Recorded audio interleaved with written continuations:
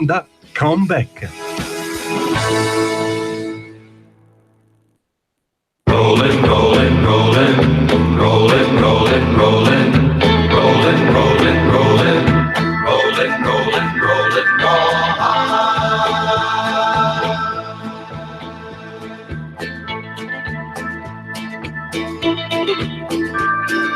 Rollin', rollin', rollin', though the streams are swollen, keep them doggies rollin', Buonasera, ben trovati su Comeback da Stefano Graziosi, il nostro appuntamento bisettimanale dedicato alla politica americana e alle vicissitudini dell'amministrazione Trump, vicissitudini che lo stiamo vedendo in questi giorni, anche appunto nelle ultime puntate, insomma, in un certo qual modo riguardano tanto la politica interna di Washington, quindi le varie dinamiche che ci sono appunto con il Congresso, e dall'altra parte poi abbiamo tutta una serie di scenari, di dossier relativi alla politica estera.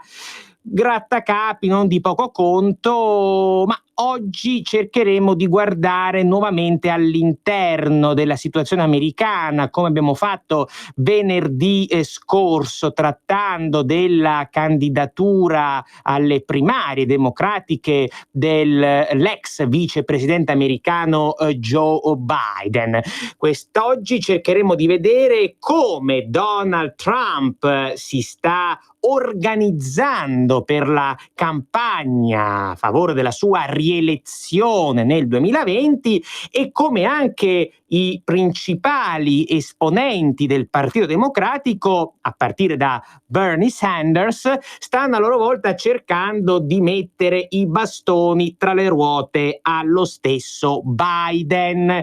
Il 2020 che cosa ci riserverà? Uno scontro che vedrà appunto protagonisti Trump e chi altro? Biden, Sanders, qualcuno, qualche outsider che possa in qualche modo emergere dalla numerosissima pletora dei candidati democratici.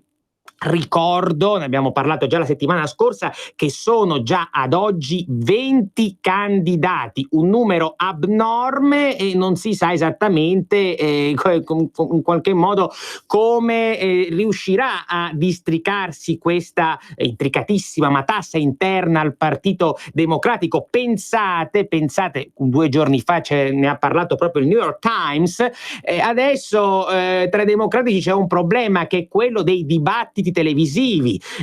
L'anno antecedente all'inizio dell'anno elettorale, delle primarie stesse, cioè quest'anno qui, quello delle cosiddette primarie invisibili, si caratterizza nella sua seconda parte, tendenzialmente a partire da giugno-luglio, quindi dall'estate, per i primi dibattiti televisivi tra i candidati alle primarie di un determinato partito. Ebbene, con 20 candidati è ovvio che su un palco in televisione tutti non ci possono stare. Fu un problema che caratterizzò anche i repubblicani nel 2016, e pensate che nel 2016 i repubblicani erano solo, si fa per dire, 17, e quindi le grandi TV che ospitano, i grandi network che ospitano questi dibattiti come CNN e quant'altro, cioè ci sarebbe anche Fox News, ma la Fox è conservatrice, i democratici non ci vanno, almeno pare, così hanno detto che non vogliono avere un dibattito lì. Comunque devono fare una cernita, devono dire in qualche modo tu dentro, tu fuori,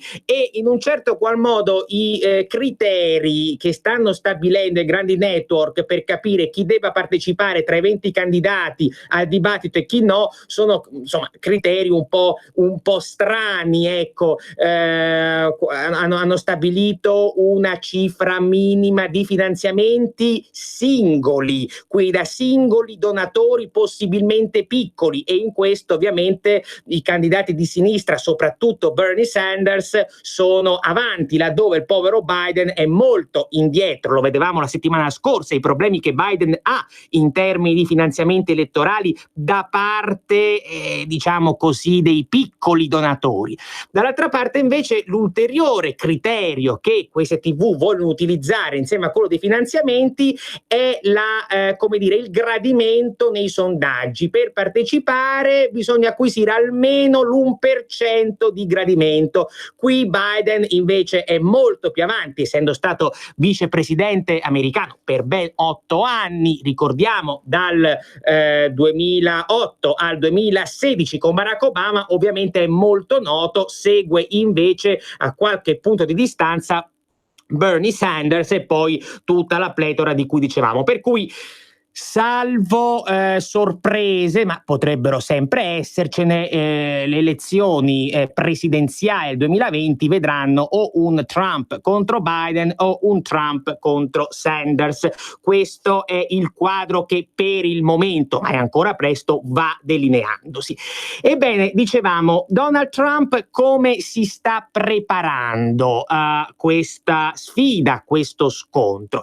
Beh, innanzitutto c'è la questione dei finanziamenti elettorali. Lui in un certo qual senso, ricorderete, durante la campagna elettorale del 2016 fece motivo di vanto il fatto di essersi pressoché autofinanziato la campagna stessa di contro ai big del Partito Repubblicano, a partire dal fratello di Bush, che ovviamente avevano alle spalle i grandi istituti finanziari, le grandi banche, i grandi donatori come i fratelli Koch, le grandi banche come Goldman Sachs e quant'altro, e quindi Trump ne faceva soprattutto una questione ovviamente di indipendenza, di autonomia politica, un po' il discorso di Berlusconi nel 94, se ricordate.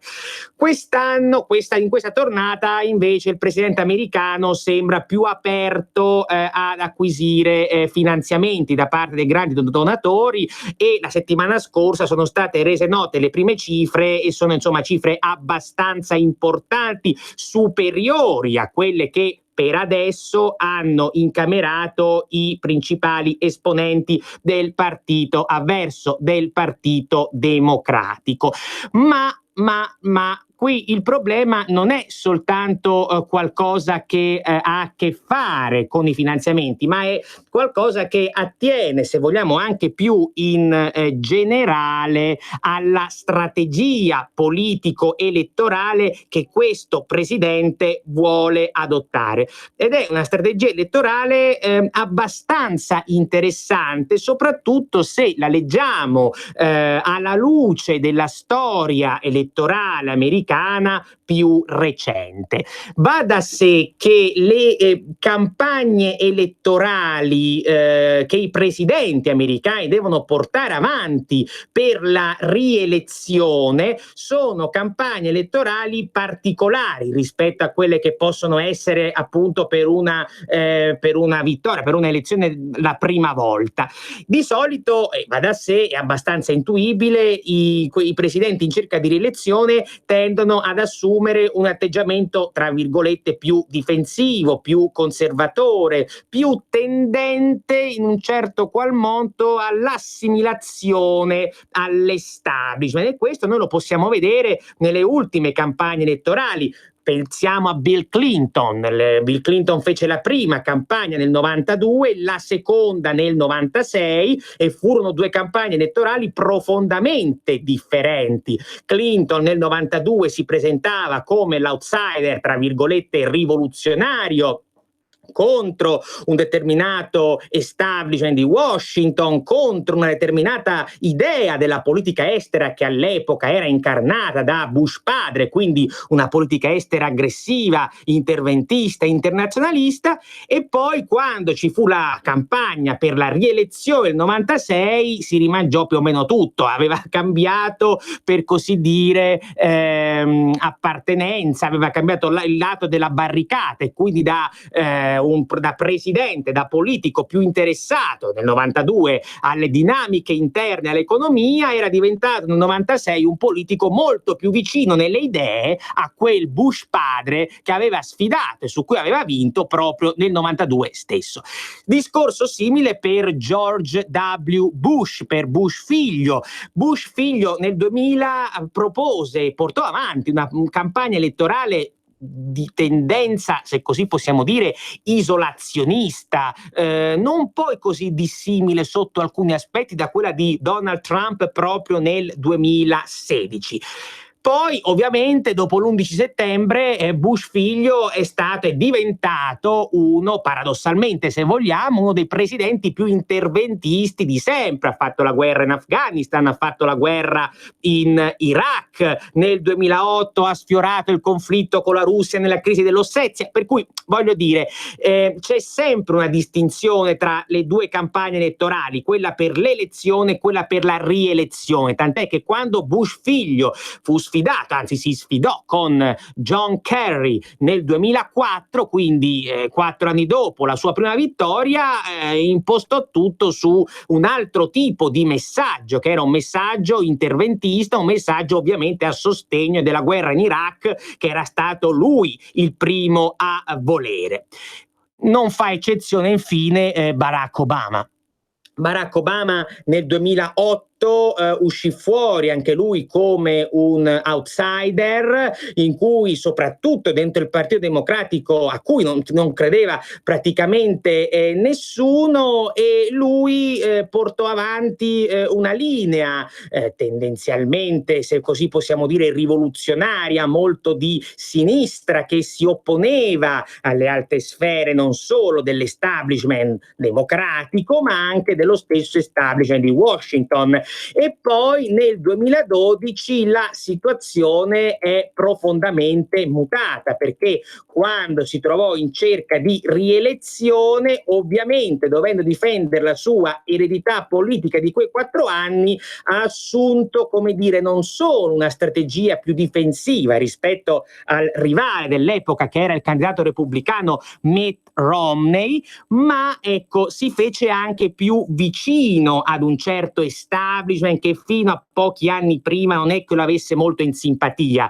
Noi adesso ricordiamo l'Obama degli ultimi anni, appunto l'Obama del secondo mandato, soprattutto l'Obama che aveva dalla sua gran parte della stampa, gran parte del circuito mediatico, ma ricordate che quando Obama uscì fuori le prime volte, quindi parliamo sempre del 2008, in realtà non godeva di questa grandissima simpatia da parte del appunto cosiddetto establishment, tant'è che Hillary Clinton in quelle primarie, sempre le primarie del 2008, puntò tutto sull'inesperienza del rivale per attaccarlo e sul fatto di non essere esponente di correnti di peso all'interno del Partito Democratico. Venendo quindi a Trump, sapete tutti, lo abbiamo anche più volte ribadito, sottolineato in questa trasmissione, Trump nel 2016, neanche a dirlo, ha portato avanti un chiaro messaggio antisistema, un chiaro messaggio anti-establishment, e non è stato un messaggio, come dire, circoscritto alle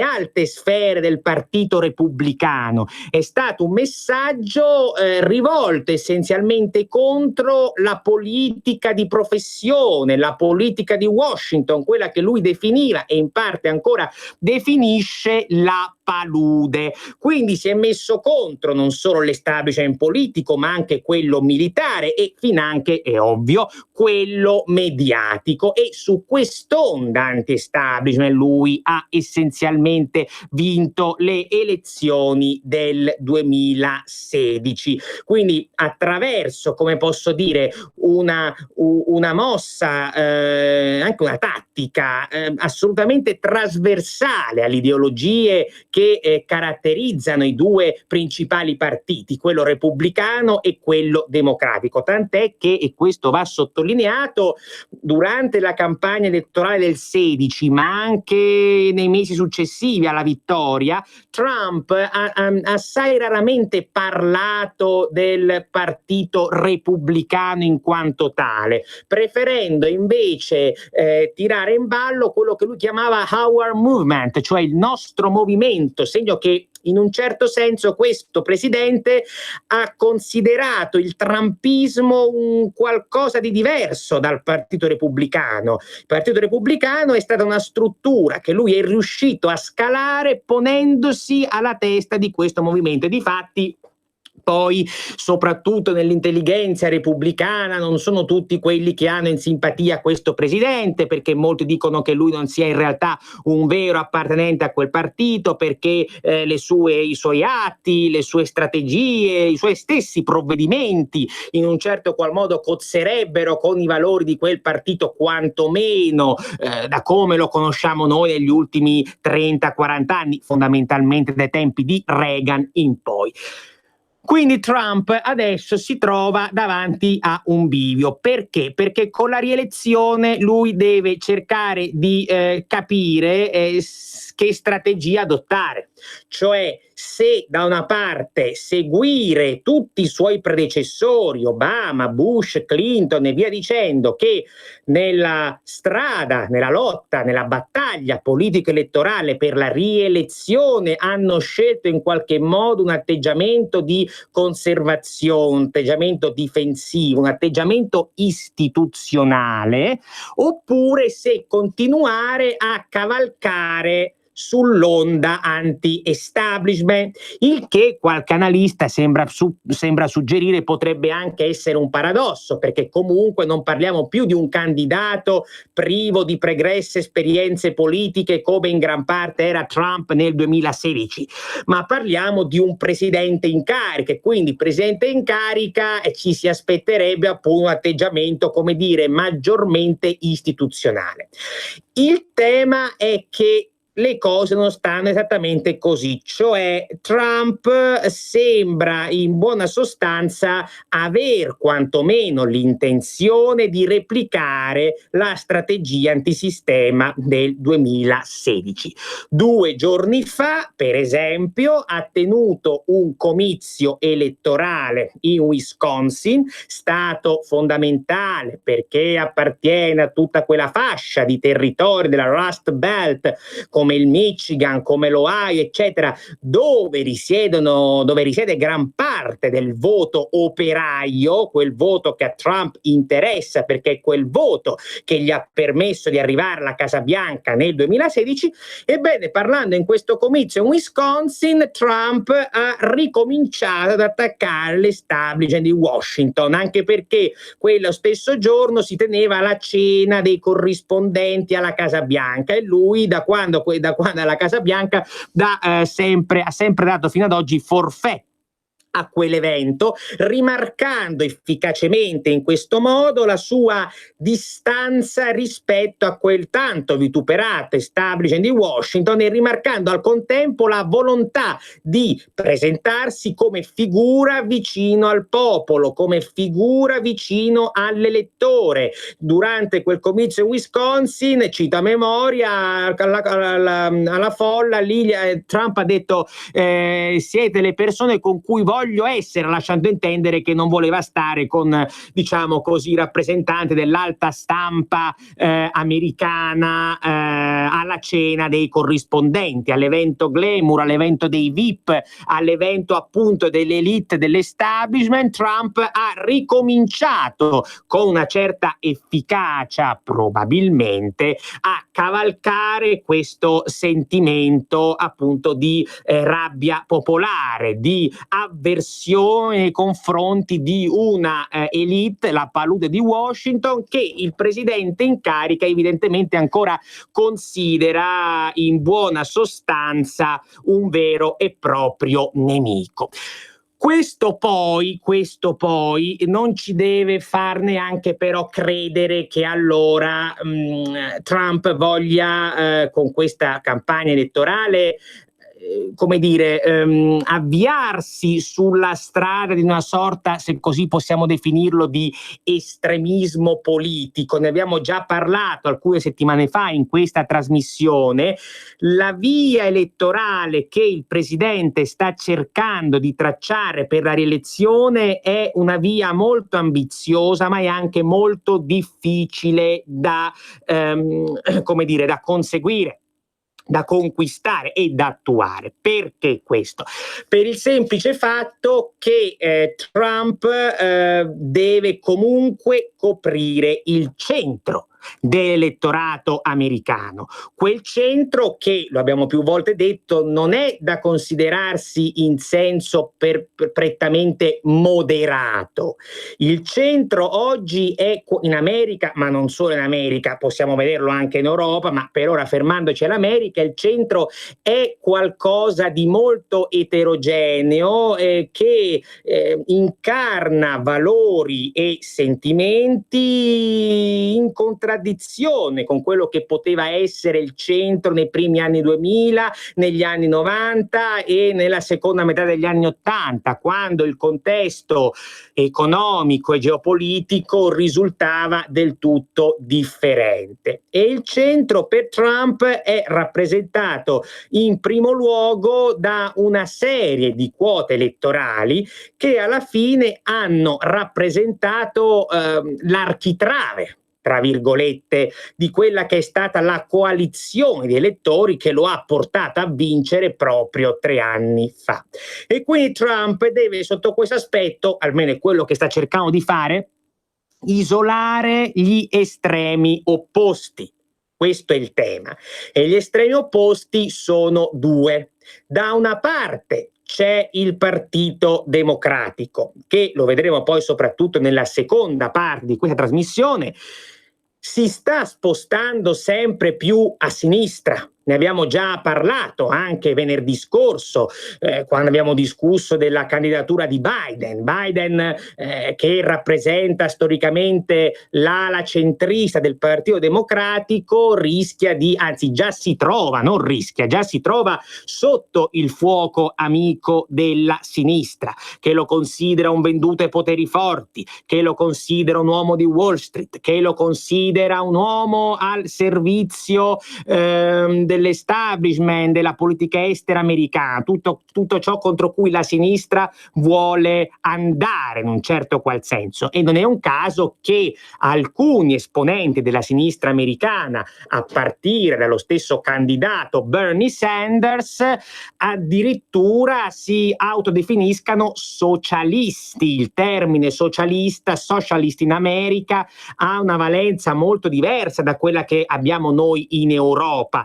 Socialist storicamente in America è qualcosa che equivale a pericoloso estremista di sinistra, qualcosa che equivale quasi al comunismo, eppure sta prendendo piede questo tipo di approccio, di impostazione politica in una buona parte dell'elettorato di sinistra americano. E qui Trump sa questo, sa che la maggioranza quantomeno, o comunque una parte cospicua dello stesso elettorato americano, tema questa deriva a sinistra, e allora sono alcuni mesi che il presidente americano sta attaccando frontalmente questi socialisti, sta attaccando la sinistra stessa del Partito Democratico, paragonandola fondamentalmente al Venezuela di Maduro, perché la strategia di Trump ovviamente è, vedete, questi si definiscono socialisti,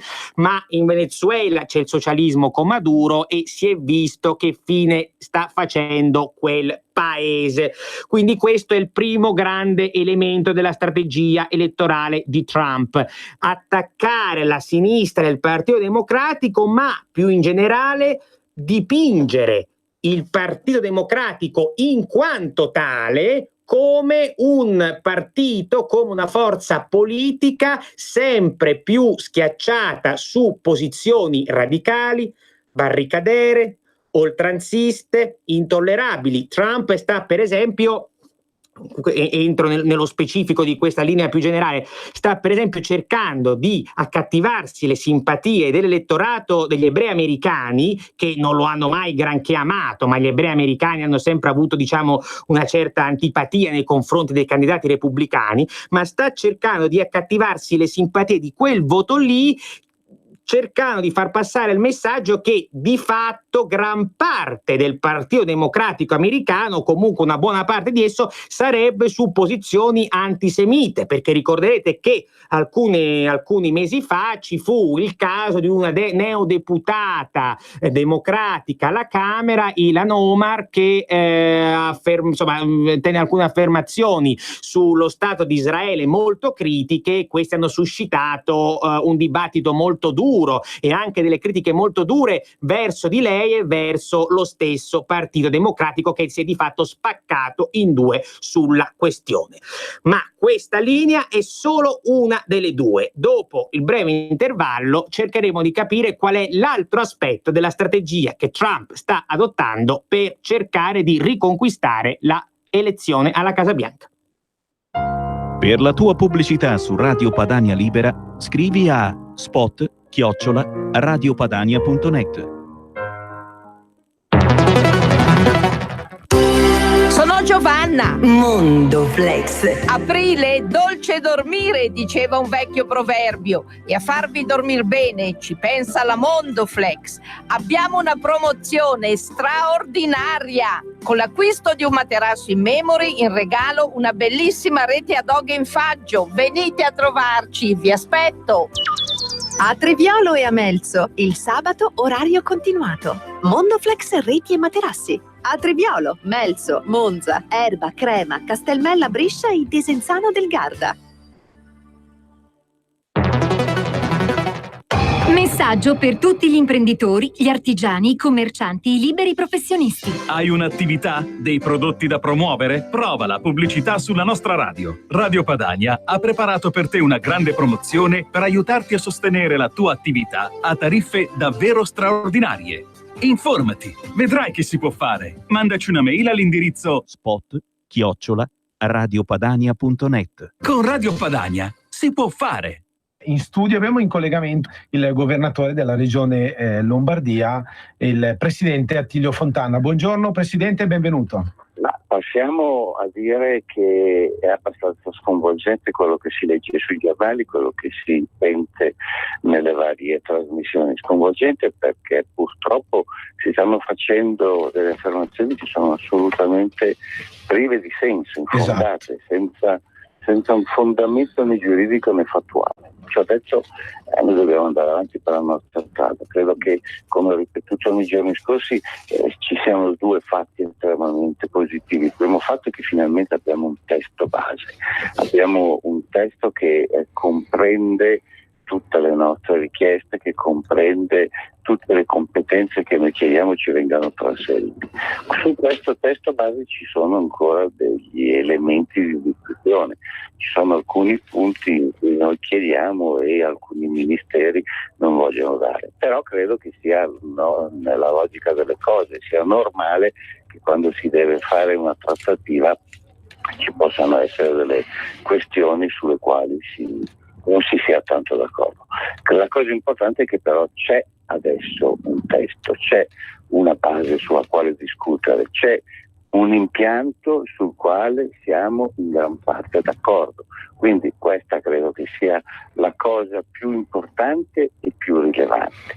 La seconda cosa, che era forse l'argomento sul quale si rischiava di trovare più difficoltà, era il metodo attraverso il quale finanziare queste competenze che noi andremo a fare al posto dello Stato. Anche su questo punto c'è stata un accordo sul MEF, quindi direi che siamo in un momento delicato, perché quando si deve concludere un affare o un accordo è sempre difficile, gli ultimi momenti sono sempre quelli più complicati, però io credo che si sia ormai giunti ad un punto molto molto importante. E credo che sia veramente un momento storico per questo paese, perché l'ho detto, lo ripeto, lo ripeterò, questa autonomia è un modo nuovo di pensare, di considerare l'organizzazione dello Stato, che porterà un vantaggio a quei territori che la chiederanno, porterà un vantaggio a tutto lo Stato, a tutto il Paese, a tutta l'Italia. Io sono assolutamente convinto che quando si vedranno direttamente i vantaggi, tutti i territori inizieranno a chiedere l'autonomia. Già adesso molti, sulla base della nostra iniziativa, molte altre regioni hanno già fatto domanda. Io sono convinto che alla fine si genererà un'organizzazione statuale più efficiente, migliore, più veloce, che dà risposte migliori ai nostri cittadini e che fa risparmiare anche tante risorse economiche. Buonasera, ben trovati su Comeback da Stefano Graziosi. Questa sera stiamo cercando di capire su quali linee strategiche i principali candidati per il 2020 in America stanno appunto cercando di muoversi. Vedevamo poco prima dell'intervallo che Donald Trump sta cercando di attaccare frontalmente il Partito Democratico, in primo luogo cercando di farlo passare come un partito estremista, come un partito barricadero, per spaventare in qualche modo e ottenere il voto degli elettori più moderati.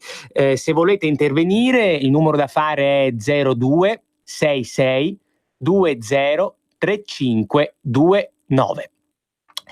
E quindi ci sono stati effettivamente casi che hanno mostrato, soprattutto negli ultimi 6 mesi circa, non solo lo spostamento a sinistra del Partito Democratico, questo è un fenomeno più strutturale che iniziato già da diversi anni, ma ecco, negli ultimi 6 mesi all'interno di quella compagine sono aumentati gli episodi di oltranzismo, gli episodi di una politica anche piuttosto virulenta, molto troppo aggressiva, e su tutto questo Trump sta ovviamente cercando di fare leva.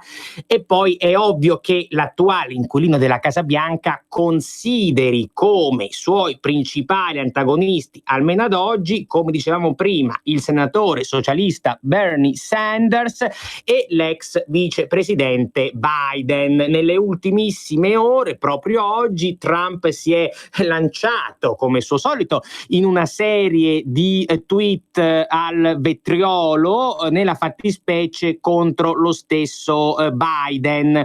Uno abbastanza simpatico. Abbiamo una telefonata e lo leggiamo dopo, prego. Pronto? Buonasera. Sì, buonasera, sono Ermanno. Buonasera. Io volevo chiedere una cosa, ma Trump e la sua amministrazione come si confronta, come si pone nei confronti di noi qui della Lega e in genere di questo governo, ma soprattutto nei riguardi della Lega, perché mi sembra di aver sentito o capito che Steve Bannon, che mi sembra faccia parte dell'entourage di Trump, sia in qualche modo in contatto con noi, con la Lega. È così? Grazie. Allora, a livello generale, cominciamo col dire che Steve Bannon ormai non è più nell'entourage di Trump, almeno formalmente. Se n'è andato nell'agosto del 2017 per tutta una serie di ragioni, aveva anche un po' di incomprensioni. Lui era dentro lo staff presidenziale, si dice che non andasse troppo d'accordo con la figlia di Trump, Ivanka, che anche lei dentro lo staff. Adesso Bannon si è trasferito in Europa, dove sta cercando in qualche modo di fornire, per così dire, una sorta di armamentario ideologico ai principali partiti euroscettici, sovranisti. Quindi questo adesso è il suo, come dire, il compito che si è dato. Non so francamente se ci siano delle connessioni dirette con la Casa Bianca in questo momento. Qualcuno sostiene di sì, qualcuno dice Bannon è una sorta di cavallo di Troia degli americani per cercare di influenzare poi le elezioni in Europa. C'è chi dice invece che i rapporti diretti con Trump si sarebbero in realtà particolarmente allentati. Per quanto riguarda le relazioni della Casa Bianca di adesso con l'Italia, la situazione è, come dire, in chiaroscuro, è ambivalente. Sicuramente lo avrete visto, ne abbiamo anche parlato qui nelle scorse puntate, ci sono stati degli attriti soprattutto per quanto riguarda la questione cinese della nuova via della seta a marzo scorso, cosa che insomma la Casa Bianca non ha digerito troppo quel memorandum di intesa, perché teme il 5G per questioni di sicurezza nazionale. Ultimamente, secondo alcuni rumor ripresi soprattutto mi pare dalla stampa, Trump avrebbe chiesto a Conte un maggior impegno nel riconoscere Guaidó in Venezuela. Guaidó, ricordiamolo, è l'anti-Maduro, non è il candidato, insomma il politico, ecco, che stanno sostenendo gli Stati Uniti in questo momento. Però c'è da dire che al di là di queste tensioni, di questi attriti contingenti, nel quadro più generale, strutturale, i rapporti non sono poi così malvagi, per una semplice ragione molto concreta. Questo governo italiano è un governo tendenzialmente antitedesco e antifrancese, prima di tutto antitedesco ma poi anche antifrancese, e questa, diciamo, sua duplice linea avversa tanto a Berlino quanto a Parigi, tanto ad Angela Merkel quanto a Macron, a Trump fa piacere, perché sia la Merkel che Macron rappresentano due avversari di questo presidente americano. La Merkel in termini di politica commerciale, perché Trump ha spesso accusato la Germania di concorrenza sleale soprattutto nel settore automobilistico. Macron invece non viene granché ben visto su altri dossier dall'America, penso soprattutto alla questione dell'Iran, penso alla questione climatica, alla questione dell'esercito europeo, eccetera. Ecco perché, venendo ad un altro scenario a noi, come dire, molto vicino, come quello libico, avete visto, cosa che dicevamo in questa trasmissione già diverso tempo fa, Trump sta assumendo una posizione, come posso dire, di apertura verso il generale Haftar, ma non è un'apertura unilaterale, almeno non sembra, come invece molte Cassandre da noi hanno detto. In realtà Trump ha una posizione più complessa, o quantomeno l'America cerca di averla, perché poi ci sono dei dissidi anche dentro l'amministrazione, per cercare di far sedere a un tavolo sia Sarraj che Haftar. Vedremo quello che accadrà, perché non è detto che poi questa sarà la linea anche di domani. Questa presidenza americana è piuttosto umorale su alcuni punti, lo sapete, però c'è da dire che la reticenza ad appoggiare unilateralmente il generale Haftar da parte di Trump può essere spiegata anche, non solo, con il fatto che Haftar sia da sempre il candidato filo francese. Quindi ecco, è ovvio che c'è una sorta di doppio binario, però se dobbiamo fare un paragone, ecco, con i governi tedesco e il governo francese, sicuramente il governo italiano ha una relazione migliore con la Casa Bianca di Trump, non fosse altro che per questi dati e queste ragioni molto pragmatiche. Tornando a quanto dicevamo prima sulla campagna elettorale, Trump sta attaccando frontalmente Joe Biden nelle ultime ore e dicevo appunto ha twittato poco fa, un paio d'ore fa, il presidente americano dice il circuito mediatico delle fake news sta pompando, sta spingendo molto Sleepy Joe, cioè Joe l'addormentato, Joe il morto di sonno, lo chiama così. Molto divertente, prosegue Trump.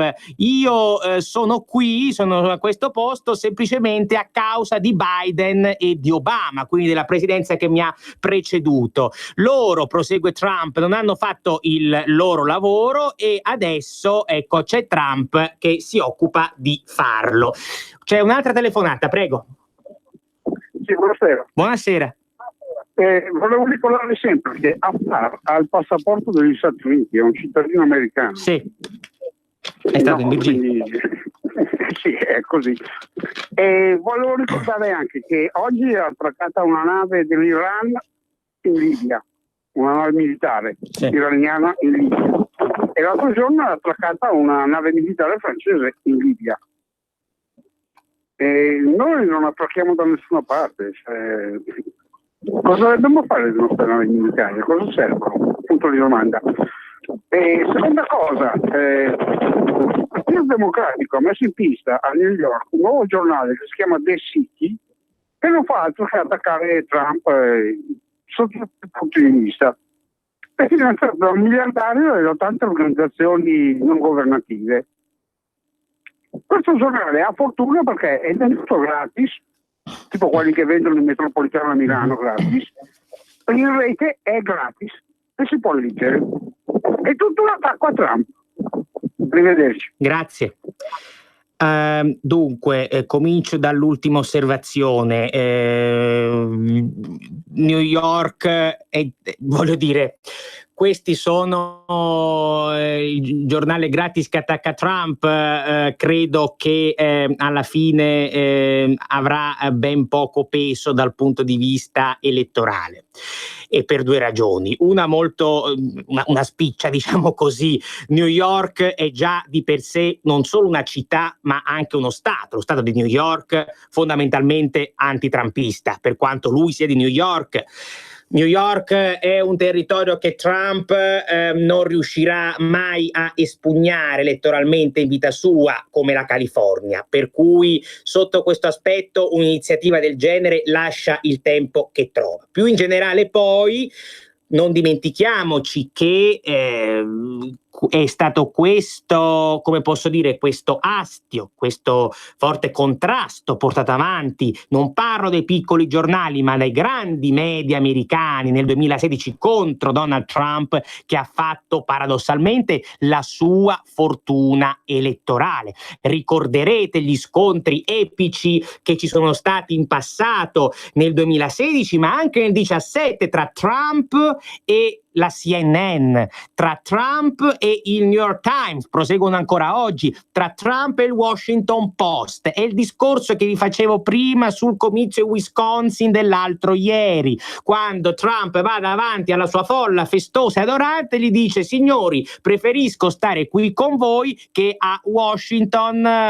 in mezzo appunto alle alte sfere del giornalismo. Questi alla fine sono tutti punti che in qualche modo lui verrà, come dire, a capitalizzare. Il tema è proprio questo qui, cioè se il cosiddetto establishment, tanto mediatico quanto politico, non cambia strategia con Trump e non sembra che abbia intenzione di cambiarla, questo qui probabilmente vincerà di nuovo nel 2020, anche perché poi questa sera non so se avremo il tempo di commentarli, i dati economici in America vanno bene, i dati del PIL hanno raggiunto un record assoluto, la notizia è stata data 2 giorni fa, contro tutte le previsioni che erano previsioni ottimistiche, ma è andato meglio del previsto. Quindi da un punto di vista eminentemente storico, se noi andiamo a vedere negli ultimi 50 anni i presidenti che non ce l'hanno fatta ad essere rieletti, sono stati 3, sono stati Gerald Ford nel 76, Jimmy Carter nell'80 e Bush padre nell'88. nel 92, ebbene, questi tre avevano problemi con l'economia, erano tre presidenti che si erano trovati, per causa loro o meno, in una situazione economica di stagnazione, di recessione, una situazione economica, insomma, non particolarmente brillante. Tutti gli altri presidenti rieletti sono stati rieletti sulla scia di un'economia forte, e in questo momento i numeri oggettivi danno ragione a Trump. Sul versante della Libia, l'intervento militare, il governo italiano in questo momento sembra averlo totalmente escluso. Non so sinceramente che dirvi. Il governo Conte sembrerebbe in questo momento più intenzionato appunto alla via diplomatica. Il punto è capire quanto poi questa via meramente diplomatica sia effettivamente sostenibile, perché c'è stato già un cambio di rotta, e in parte si comprende anche, cioè Conte, avete visto, fino a poco fa era sostenitore forte di Sarraj, adesso vuole invece mantenere una maggiore equidistanza tra Sarraj e Haftar. Molti hanno criticato questa strategia, però c'è anche da dire che forse è stata una scelta anche obbligata. Alla fin fine questo governo attuale italiano, come l'abbiamo detto anche in alcune puntate precedenti, si è trovato questa situazione di alleanze in Libia, e forse il governo precedente avrebbe dovuto giostrarsi un po' meglio oscillando tra i due candidati, Sarraj e Haftar, senza magari essere prendere troppo nettamente le parti di uno solo. Forse l'errore nasce da questo. Adesso l'Italia si trova in questa situazione, vedremo se riuscirà ad uscirne. Molti commentatori dicono anche che Trump avrebbe dato adesso uno schiaffo all'Italia per ripicca nei confronti della Cina, eccetera. Io a queste cose ci credo fino a un certo punto, perché è vero che Trump sotto alcuni aspetti, non sotto tutti, non sta facendo gli interessi italiani in Libia, ma che si stia comportando in questo modo per ripicca nei confronti dell'Italia sinceramente mi lascia un po' perplesso, anche perché io non credo che lui o chi per lui, voglio dire gli Stati Uniti in questo caso, stiano intervenendo in Libia pensando troppo all'Italia. Lì, secondo me, dal punto di vista americano c'è più una logica di alleanze più o meno territoriali nel Medio Oriente e in Nord Africa, perché ricordiamo che nella zona i principali sostenitori di Haftar sono l'Egitto e l'Arabia Saudita, ed Egitto ed Arabia Saudita sono alleati di ferro di questa amministrazione americana. Quindi Trump sotto questo aspetto, o chi per lui, deve in qualche modo, almeno per ora, giostrarsi tra questi due elementi di contrasto, ma comunque ecco, i fattori in gioco sono molteplici, e io non credo che ciò che sta muovendo l'America in Libia, sia che sia giusto, che sia sbagliato il suo comportamento, abbia troppo a che fare con eventuali ripicche nei confronti del governo italiano. Quindi dicevamo, abbiamo un'altra telefonata, prego. Buonasera. Buonasera. Di questa parte della cornetta parla un'argentina leghista da 29 anni fa. Buonasera, grazie. Grazie. Io sono molto leghista, abito a Romanengo, provincia di Cremona, quindi sono la creme della creme. Sono appena arrivata dall'Argentina e mi darebbe tantissimo piacere che voi parlate anche di tanti miliardi di italiani, che non sono pochi, uno più bravo dell'altro, e me lo tengo ben stretti, nella mia Argentina, che non vedono ora, stanno tutti con la Lega. Abbiamo un presidente italo-argentino, è italiano, però adozione argentina. Abbiamo fatto anche un papa italiano con tutti i suoi difetti. E parlate anche un po' della nostra Argentina. Che sicuramente mille di italiani di là non vedono ora per poter tornare al loro paese a fermarsi, a morire, a stare gli ultimi anni. Se non c'è sicurezza, se non c'è qua, non possono tornare. Perfetto, chiarissimo. Più anche un pochettino di questo. Benissimo, grazie. Cercheremo nelle prossime puntate di analizzare anche la situazione dei rapporti tra gli Stati Uniti e quindi l'America Latina. In parte ce ne siamo già occupati con la crisi venezuelana, cercheremo di fare un focus sull'Argentina.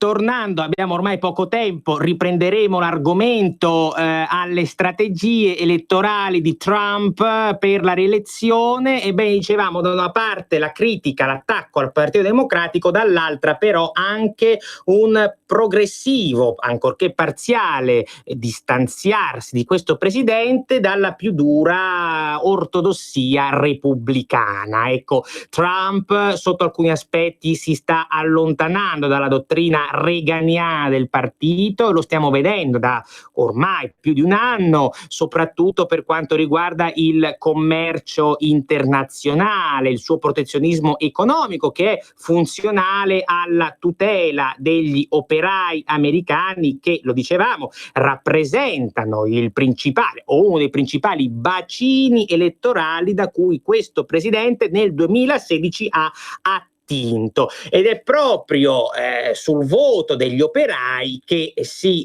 giocherà probabilmente la prossima partita elettorale nel 2020, perché sia Trump, sia Biden, sia Sanders stanno effettuando un vero e proprio contrasto, una vera e propria lotta per accaparrarsi quella quota elettorale. In questo momento Biden, lo vedevamo anche la settimana scorsa, è, se vogliamo, il candidato più debole, almeno in questo momento, perché già gli altri due, Sanders e Trump, stanno tra virgolette colonizzando. Ecco, quindi Trump si sta cercando questa collocazione centrista tra un partito democratico sempre più a sinistra e un partito repubblicano che almeno in alcune sue sfere non ha troppo in simpatia. Vedremo se questa strategia sarà quella vincente. La rielezione del resto si gioca tra più di un anno e da oggi ad allora molte cose potrebbero accadere. Le campagne elettorali americane sono spesso foriere di sorprese, di novità, di candidati improvvisi, di exploit in qualche modo imprevedibili, e quindi la partita è ancora tutta da giocare. Io per questa sera vi saluto e vi lascio a Pierluigi Pellegrin dopo di me. Un saluto, buona serata da Stefano Graziosi. Come back. Then in the name of democracy, fight for a new world. Avete ascoltato Come Back.